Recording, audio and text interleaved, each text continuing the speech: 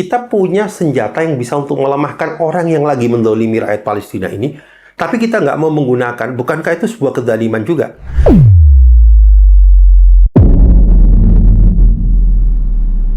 Assalamualaikum warahmatullahi wabarakatuh. Sobat sekalian, dalam kondisi rakyat Gaza yang terus dibantai, korbannya semakin banyak, ya, pembunuhan kepada rakyat sipil, mereka dibuat kelaparan, dalam kondisi kezaliman, kejahatan kemanusiaan yang belum pernah terjadi, yang menggerakkan kita sebagai Muslim, ya, bahkan seluruh manusia di dunia ini yang punya kesadaran sebagai manusia pasti akan tergerak.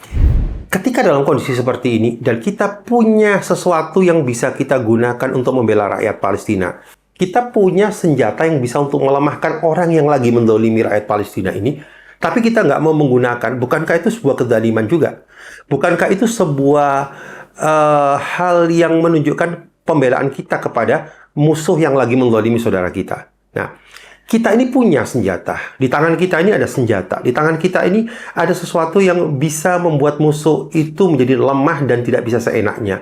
Tapi persoalannya kita nggak sadar bahwa kita punya senjata itu. Bahkan alih-alih kita menggunakan senjata itu untuk melemahkan musuh, tapi malah sebaliknya kita ini tidak terasa mendukung musuh kita. Apa senjata tersebut? Senjata ini adalah senjata boikot. Sekali lagi saya bicara boikot, jangan bosan mendengar boikot. Kenapa? Karena boikot itu sesuatu yang paling ditakuti oleh Yahudi saat ini. Mereka betul-betul takut dan mereka betul-betul menderita. Mereka merasakan dampak terhadap boikot itu ketika umat Islam itu sadar, dan mereka sudah merasakan seperti itu, dan mereka takut kesadaran ini terus terbangun. Persoalannya adalah kaum muslimin ini kadang-kadang sadar panas, ya. Kemudian ada periode tertentu mereka semangat boikot, tapi kemudian pada masa setelahnya mereka lupa lagi dan mereka kemudian menjadi pendukung dan konsumer dari produk-produk yang mendukung proyek Zionis tersebut. Ini masalah besar dan kita itu dosa di hadapan Allah Subhanahu wa taala. Kenapa? Karena ketika kita itu lakukan, kita menguatkan Yahudi sebetulnya. Kita menguatkan Zionis sebetulnya, ya. Sobat sekalian, saya akan memberikan sebuah contoh bagaimana ada sebuah lembaga di Barat yang dibentuk oleh kaum muslimin di sana yang diberi nama dengan BDS, singkatannya BDS, yaitu Boycott, Divestment, dan Sanction. Ya. Ini adalah sebuah lembaga yang didirikan pada tahun 2005 yang bergerak untuk menekan Israel dengan melakukan pertama boykot, kemudian mencegah terjadinya investasi kerjasama dengan Israel. Kemudian yang ketiga adalah memberikan sanksi kepada perusahaan-perusahaan yang melakukan kerjasama dengan negara haram ini. Nah, apa yang terjadi? Ini dirasakan oleh Israel dan Israel ketakutan sehingga pada tahun 2007, 2 tahun setelah dibentuknya BDS, Israel membuat lembaga khusus terdiri dari para pakar untuk menghadapi BDS ini, ya, karena mereka merasakan dampaknya. Apa yang dilakukan oleh BDS ini? BDS ini mengkampanyekan boikot, kemudian menyelidiki semua perusahaan-perusahaan yang memberikan bantuan kepada Israel. Nah, kemudian itu dipublish, ya, sehingga punya dampak. Kemudian yang kedua, mereka juga melakukan gerakan secara hukum, yaitu ketika ada perusahaan-perusahaan yang bekerja sama dengan Israel dan itu ilegal. Coba sebagai contoh misalkan, Israel itu melakukan perluasan pemukiman Yahudi di bumi Palestina dengan menggusur rumah-rumah orang Palestina, kemudian dibangun menjadi real estate yang untuk mengundang orang-orang Yahudi dari seluruh dunia datang ke sana. Ini secara hukum internasional ilegal, ya. Secara hukum internasional. Tapi kita tahu kan, mereka itu memang nggak pernah patuh dengan hukum internasional dan dilindungi oleh negara-negara superpower. Tapi secara di atas kertas itu ilegal. Nah, apa yang dilakukan oleh BDS? BDS menuntut secara hukum di negara mereka masing-masing, misalkan perusahaan Prancis atau perusahaan Jerman dan seterusnya. Dan ini berhasil. Banyak sekali dari perusahaan-perusahaan tersebut akhirnya membatalkan kerjasama mereka karena tuntutan ini, ya. Nah, itu diantaranya, gitu. Berita kemarin beberapa hari yang lalu misalkan, karena tekanan yang ada di Spanyol, dan itu juga kampanyenya BDS, kemudian rakyat Spanyol kemudian menekan pemerintah Spanyol dan sampai kemudian satu perusahaan yang sudah menandatangani kontrak senilai 6 miliar euro itu dengan perusahaan Israel itu membatalkan kontraknya. Itu sebagai salah satu contoh. Terjadi juga di Norwegia, sama juga seperti ini. Nah, ini yang kedua, yaitu melakukan divestment. Kemudian yang ketiga adalah memberikan sanksi. Nah, kita lihat ternyata ini ditakuti oleh mereka. Ya, saya pernah diceritain oleh sebuah organisasi sosial Islam, ya, ormas Islam, salah satu ormas Islam yang terbesar, mungkin nomor 2 atau nomor 3 di Indonesia, ya, yang menceritakan bidang ekonomi mereka, ya, salah satu pengurus lembaga bidang ekonomi mereka itu menceritakan kepada saya bahwa dia diajak rapat oleh salah satu perusahaan besar di Indonesia yang memang perusahaan ini masuk dalam daftar boykot, yang produknya luar biasa, ya, mulai pasta gigi, sabun, sampai sabun pakaian, sampai kemudian margarin, macam-macam, banyak produknya. Nah, yang termasuk dalam daftar boykot. Nah, ini mengeluh betul karena omsetnya terjadi penurunan yang luar biasa sejak peperangan Gaza. Nah, kemudian dia berusaha menggandeng lembaga Islam ini untuk bekerja sama. Artinya apa? Mereka merasakan dampak dari boykot ini. Ya, begitu juga yang dirasakan oleh perusahaan yang memberikan dukungan kepada termasuk daftar boykot juga, yaitu yang bergerak di ayam goreng. Ya. Nah, ini juga merasakan juga, ya, sehingga banyak di beberapa tempat mereka terpaksa harus tutup, ya, dan mereka menceritakan penurunan omset itu sampai 60% dari yang sebelumnya.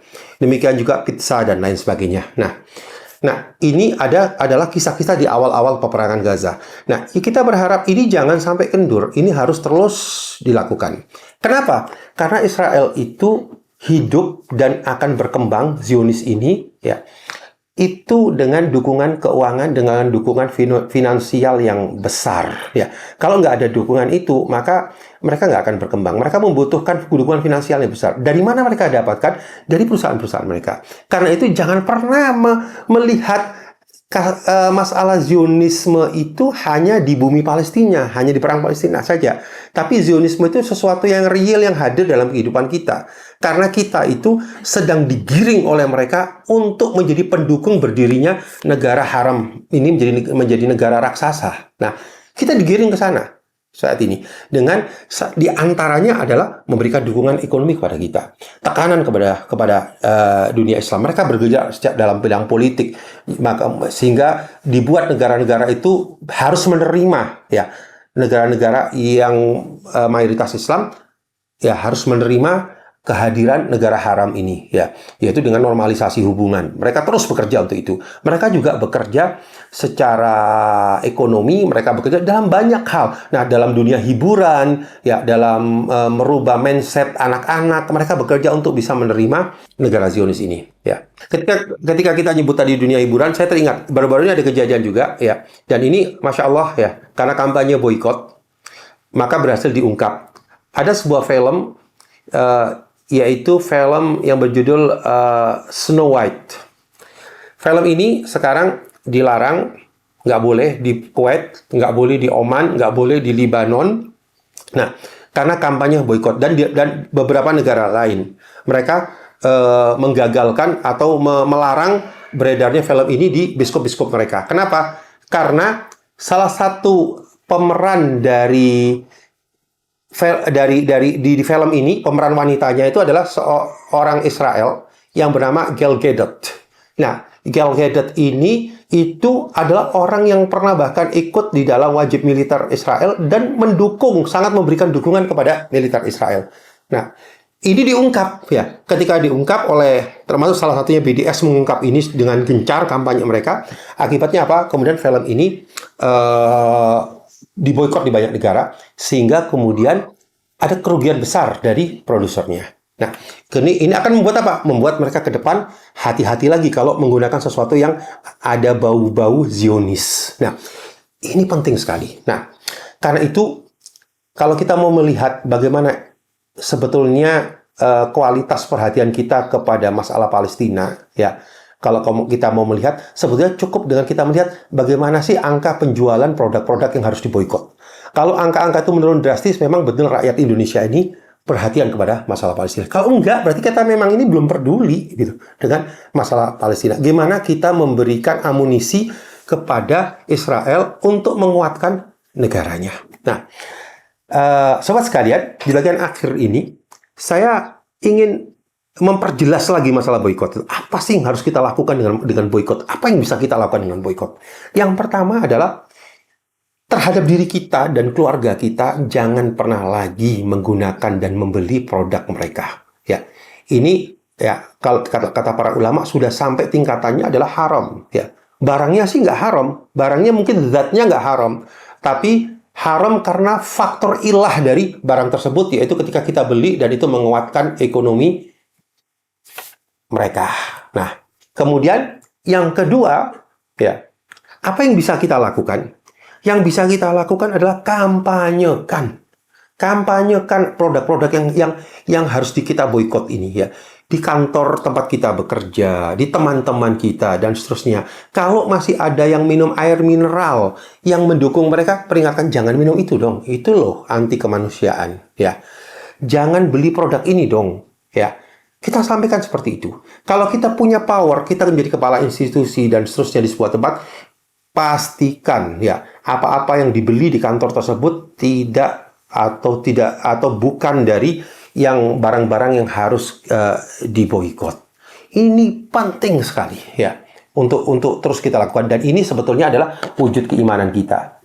Ingat sobat sekalian, keimanan itu bukan cuma di atas sejadah. Keimanan itu bukan cuma baca Quran, bangun malam, kemudian pakai peci, pakai jenggot, bukan itu saja. Iman itu sekarang diuji dengan apa? Dengan melihat sejauh mana perhatian kita kepada masalah Palestina dan kepada masalah Gaza ini. Kemana keperpihakan kita? Sobat sekalian, yang ketiga yang bisa kita lakukan adalah dengan membentuk badan yang bergerak di bidang boikot ini. Badan ini pertama, terus dia melihat dan menyelidiki siapa saja yang harus diboikot. Kemudian mengkampanyekan hal itu dengan berbagai macam, dengan cara-cara yang nyampe ke masyarakat dari mulai yang tingkat atas sampai yang tingkat bawah. Nah, ini penting sekali ya, dan kita tunggu nih siapa pionirnya nih yang akan membentuk ini. Ini Masya Allah, ini siapa yang bergerak di sini lebih dahulu itu amalnya luar biasa, itu pahalanya luar biasa karena dia akan menjadi pionir di bidang ini ya. Kemudian lembaga ini juga apa? Dia akan bergerak kemana? Ke lembaga-lembaga lain, lembaga-lembaga kantor-kantor, kemudian jadi sasarannya bukan cuma individu, kantor-kantor, restoran-restoran, ya, kafe-kafe, kemudian toko-toko pakaian dan seterusnya, kemudian memberikan masukan kepada mereka, jangan menjual produk yang membantai, yang anti kemanusiaan, ya. Nah, itu kita kampanyekan kepada mereka. Nah, ini penting sekali, ya, sehingga kemudian restoran-restoran, kafe-kafe tidak lagi pakai air mineral yang mendukung mereka, tidak memakai merek-merek soft drink yang mendukung mereka dan seterusnya. Ya, ada satu hal yang Masya Allah. Ya, beberapa hari yang lalu saya pergi ke satu restoran, makan di sana bersama keluarga. Kemudian saya lihat di menunya itu luar biasa, cakep banget ya. Jadi sebelumnya mereka itu kayak menjual produk-produk soft drink dan air mineral yang mendukung atau yang harus diboikot. Nah, kemudian kayaknya setelah kasus Gaza ini, nah, mereka tutup itu tadi. Jadi mereka nggak hapus, mereka tutup dengan bendera Palestina, ya. Kemudian ada tulisannya Free Palestine, ya. Ini seperti ini. Ini saya foto ini seperti ini. Nah, ini luar biasa. Nah, seandainya rumah makan, restoran, kafe dan seterusnya sampai kepada warteg-warteg pun ya, mereka ikut memboikot ini, luar biasa ya. Kemudian toko-toko milik kaum muslimin ada tulisan di depannya, kami tidak menjual produk pendukung Zionisme, pendukung Israel dan seterusnya. Ini luar biasa dampaknya ya. Kita berharap ya kesadaran boikot ini ada, terus dikembangkan. Dan kemudian, dan di sini yang bertanggung jawab juga seruan saya kepada para dai-dai, para khotib-khotib Jumat dan seterusnya. Jangan lupa, pesan ini jangan lupa, terus sampaikan ya. Jangan sampai kemudian kita nyampaikan, ya ini orang dibantai, kita bicara yang lain, yang nggak pernah nyinggung itu, seolah-olah kita tuh nggak ada hubungan lagi. Seolah-olah hadis Nabi yang bahwa kita tuh satu tubuh, yang kalau ada tempat yang sakit di satu, yang lain masa sakit tuh nggak ada lagi gitu. Ya, serukan, boikot, jangan pernah berhenti. Sobat sekalian, hal keempat yang bisa dilakukan ya, khususnya ketika lembaga ini ada, atau kita berada pada sebuah lembaga yang punya power ya, maka usahakan untuk setelah lembaga-lembaga restoran, kafe dan seterusnya sudah diperingatkan untuk tidak menjual, tidak memajang produk-produk yang harus diboikot, mereka tetap tidak memperdulikan, mereka tidak mau tahu ya, maka kita kampanyekan juga boikot kepada lembaga tersebut. Jadi kalau ada kafe, ada restoran, atau apapun yang nggak mau mengindahkan masalah boikot, maka kita kampanyekan boikot terhadap kafe tersebut, boikot kepada restoran tersebut. Ini penting, gitu. Sehingga orang yang sadar semakin sadar, orang yang nggak mau sadar dan tetap mau menjadi pembela Zionis, tidak berani memasang dada di bumi yang mayoritas kaum muslimin ini. Ini penting sekali untuk kita lakukan ya. Sobat sekalian, yang terakhir, ini seruan kepada sobat-sobat sekalian yang menyaksikan video ini ya.